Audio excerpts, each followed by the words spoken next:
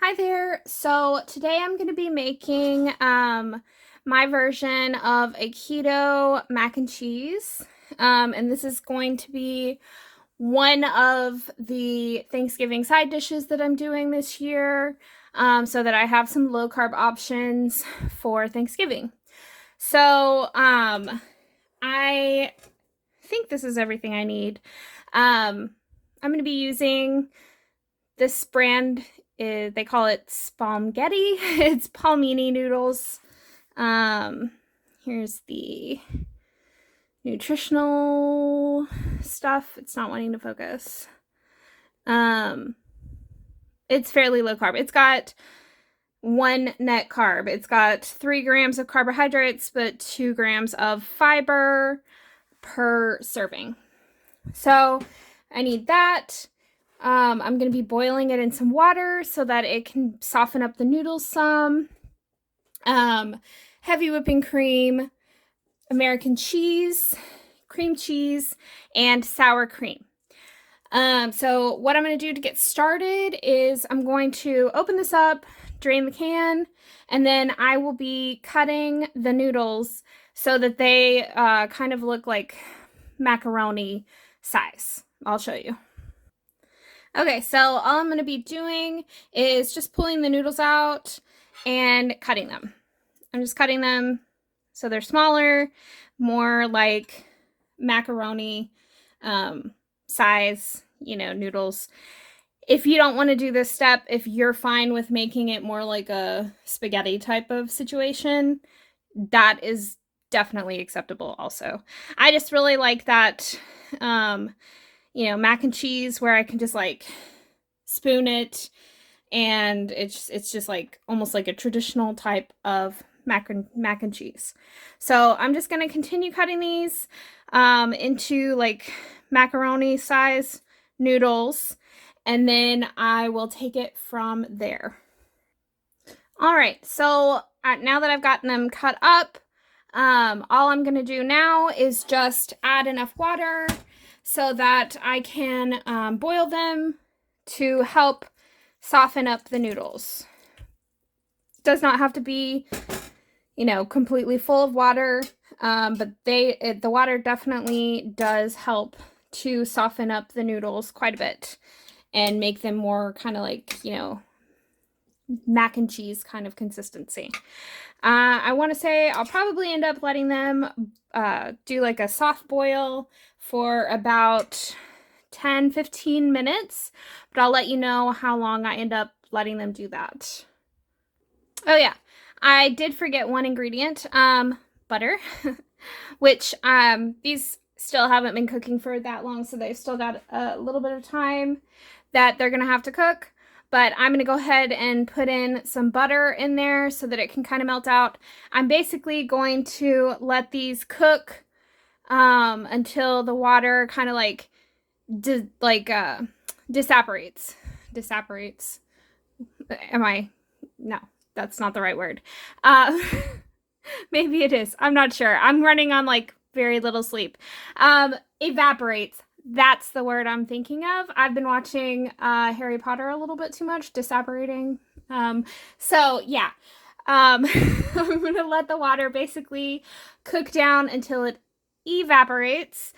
And I'm gonna also have the butter melting in there as well. And then once the water has basically cooked all out, then I'll be adding some of the other ingredients like the heavy whipping cream and cheeses and everything like that, and I will show you all of that whenever I do that.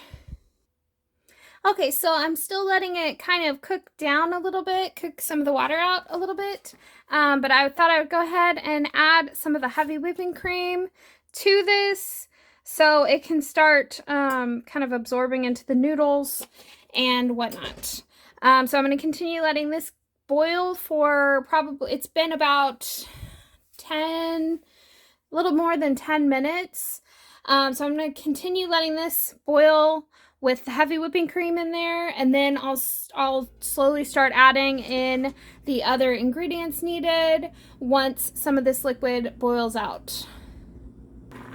All right, so while I'm continuing to allow that to boil down, I'm gonna go ahead and add some of the other ingredients so they can start melting down into the mix. Starting with the cream cheese. I'm just going to do like a small spoonful